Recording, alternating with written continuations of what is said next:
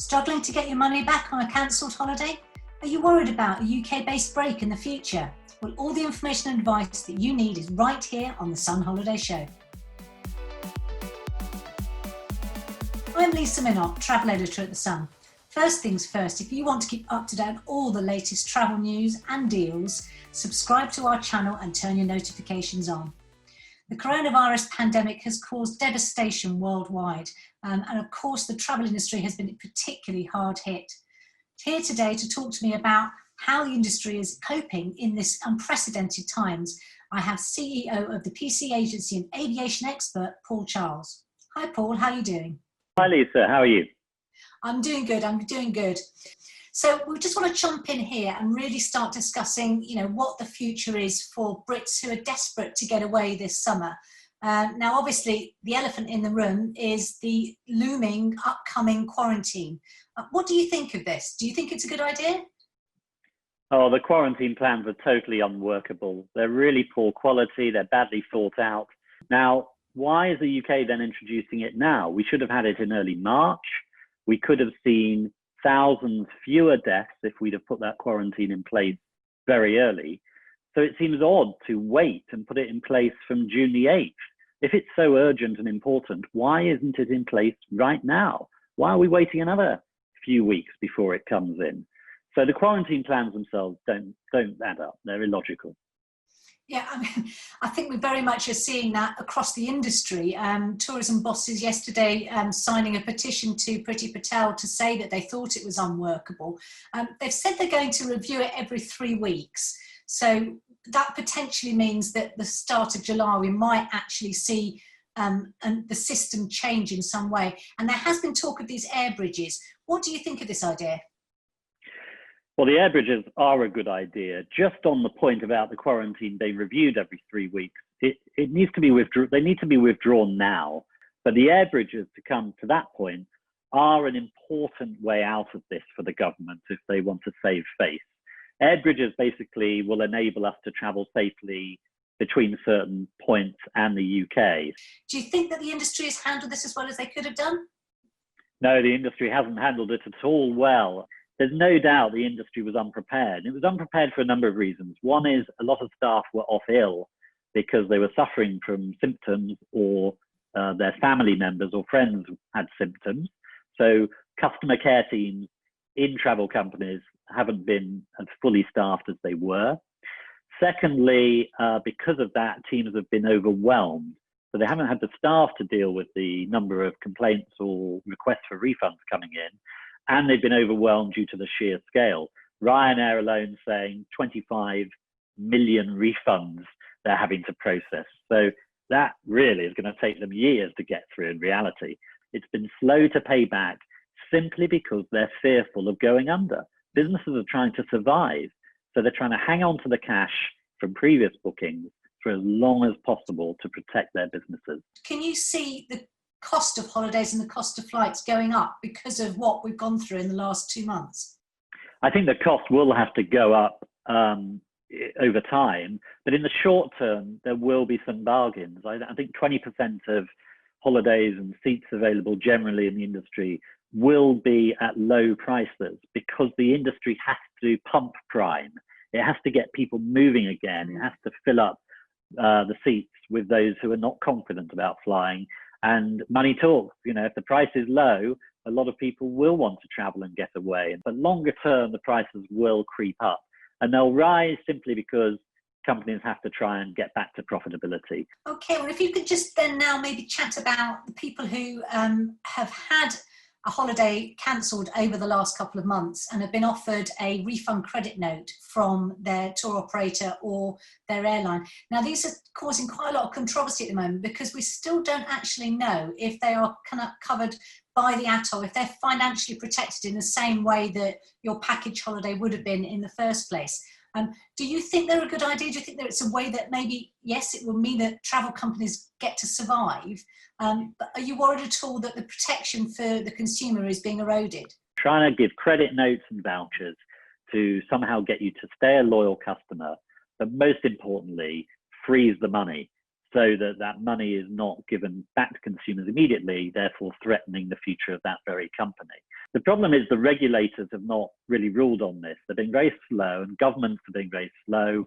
And all of the measures like refund protection, package travel regulations in Europe, all of these sort of quite complex laws are being questioned now because they're not fit for purpose for the quarantine era, for the coronavirus era. They were fine last year and the year before in a different world, but everything's changed. Everyone's having to reset and reshape their businesses. So I think for anyone who's offered a credit note or to move their booking to next year, I'd strongly advise them to take it, just in order to help the industry survive. There are a lot of people, many of us, who actually have less money. Yeah. We're being paid less by our companies. We've had salary cuts, or sadly, we're being made unemployed in a lot of cases now. So people need their money back. They want to be certain. But it's a real dilemma for consumers and for the industry. But I'd urge people to try and keep the money frozen and book another date for the future. But we really do need from the government some kind of confirmation that these credit notes will actually have the same financial protection as the holidays.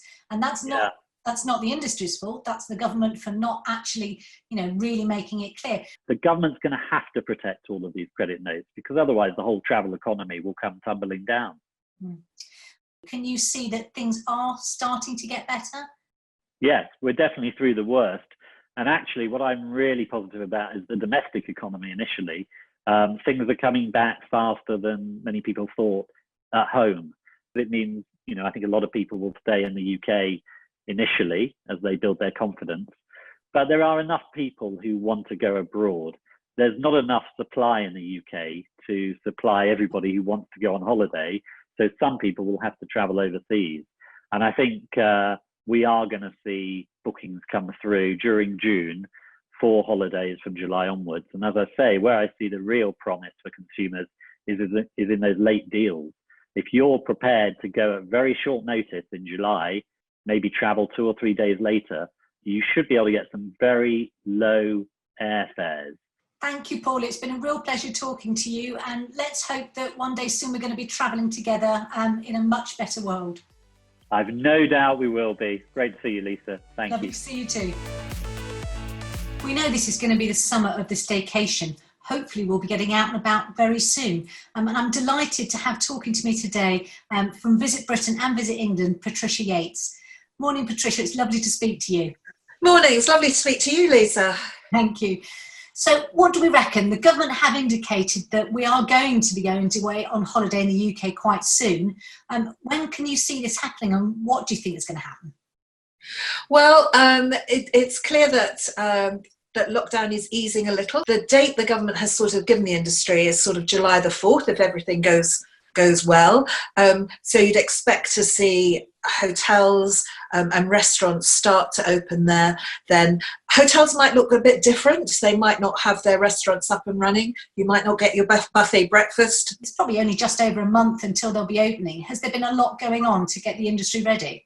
There's been a huge amount going on, and many businesses have had to look at a really different business model. So attractions that normally do tickets and you can just turn up and go, like the National Trust, they're having to look at time tickets. And how do you keep people distanced at really the pressure points like the car parks and the toilets? So huge amount going on in the industry. Of course, hotels have a bit of experience because many of them have been open for key workers, so they know how to work with social distancing. But a lot of preparedness, and what we've been asked by industry to do is really look at the idea of a sort of industry standard mark, so that once the guidelines are agreed, once we've got the principles by government, the guidelines are agreed across the industry, we could do an online training program which would be free to businesses to join up to, and businesses could then do that, have a mark that they could show on the door that would really give visitors and staff actually confidence that they understood how to operate within the COVID guidelines. There has been quite a bit of local anger at destinations opening up again. We've seen places in Cornwall and maybe the Lake District where the local residents aren't being that welcoming and are worried about the influx of tourists. How do you think we're going to be able to tackle that? Well, I think this is an issue we're talking to destination management organisations about, and it's really about mutual respect, isn't it? It's about visitors going to destinations with respect and understanding that people live there, so obeying the social distancing rules, being careful where there are crowds, not to contribute to that, and also local residents slowly coming to understand that we can welcome visitors back. I think we all have a degree of nervousness about stepping out of lockdown and what that's going to be like. And we do surveys that show that actually British people are really nervous about travelling and about taking a holiday this summer. So this is an area where, residents and visitors and businesses all have to work together to make sure that everyone's happy, has a good time, and feels safe while they're doing it. What about campsites? I mean, it's a big part of the Sunreaders holiday scheme. What do you think the future is going to be for them? They are making a really good case that they should open earlier because, as they say, they already have social distancing and camping and caravanning sites, and they have thought through how they do things like check-in and are sort of ready to go. So they are making a really good case that they should be able to open earlier, and Wales, for example, which is looking at a different sort of timeline from England, may well introduce that earlier, and I think the representatives of the industry are making a really good case that we should go slightly earlier in England as well. So I think there's hope that they may open earlier. I've seen quite a bit of research that's been done in the last couple of weeks where it was saying that before coronavirus, the sort of millennial population, the youngsters, weren't as interested in a holiday in the UK, when perhaps for years they've been more used to focusing on families and older generations.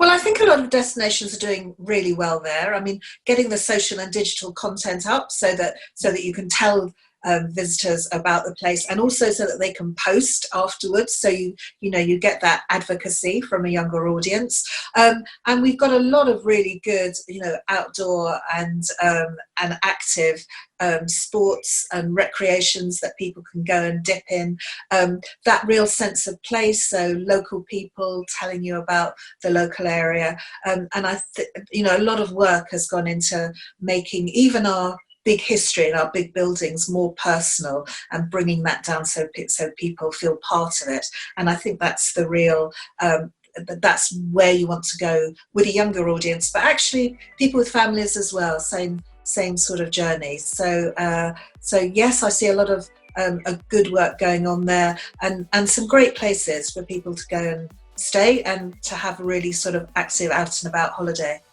Thanks so much, Patricia. I really appreciate you coming on.